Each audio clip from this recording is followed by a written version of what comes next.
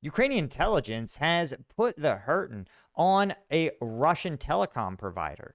And is there more to it than just making it hard for Russians to watch their Netflix?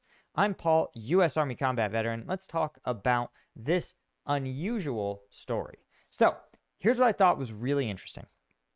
Right, Russia Day, which is Russia's 4th of July, essentially, in Siberia was silenced because entire cities were cut off because the Ukrainian intelligence service conducted a cyber attack against the internet provider Orion Telecom in Siberia. And the Ukrainians touted the fact that it caused $800,000 in damages, but that's actually not that much. But on one hand, it's a huge symbolic victory, right? CyberAttack's really pretty cheap. And it really, again, followed this Ukrainian strategy of inflicting costs of war onto the Russian people. And so saying, hey, listen, you guys invaded our country, and now you are getting, you're losing your internet, you're losing your streaming services on Russia Day, right? Just to remind them, the Ukrainians saying, we can hit you not just anywhere we want, but whenever we want. That's the advantage of these things, to say, listen, because remember, a dictatorship like Russia, people trade their freedoms for security, right? Vladimir Putin says, listen, we live in a world of numerous threats, and the period of time when Russia was a democracy was so weak and so unstable and so rife with crime and so just awash in threats that you put me, Vladimir Putin, into power so that I could remove all of these protections, but in exchange, I would render Russia safe. And he did so, right? Now, is it because Vladimir Putin became an authoritarian? Probably not. It's probably just a general trend towards strengthening the state. But the Russians believe that about Vladimir Putin.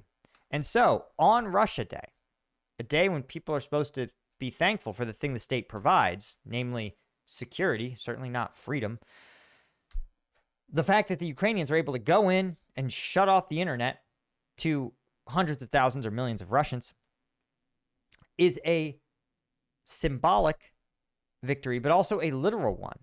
Because again, the one thing the Kremlin purports to provide to the Russian people, security from enemies, is failing apart, right? It is transparent to Russians to say, this country cannot offer us security. But there's a deeper story here, right? And this is what I thought was interesting, is that the areas targeted specifically have something interesting, right, within them. In fact, it was this internet operator was the sole operator in at least one, what they call a closed city, namely a Russian secured site specializing in uranium extraction. Huh, interesting. A closed city, like think of it like the Alamo, or not the Alamo, Los Alamos. But what they sort of slipped in here is that there was also a data breach. The company admitted that the cyber operation led to a leak of users' personal data. Huh. That would mean that the Ukrainian armed forces may have shut down this Russia Day celebration, sure. But what they also subtly did was get all of the names of subscribers, presumably, and possibly addresses and maybe even IP addresses of everyone working in this top secret Russian uranium extraction city. Huh. And I would say Russian security services probably place the value of those Russian nuclear scientists at a little bit more than 800,000.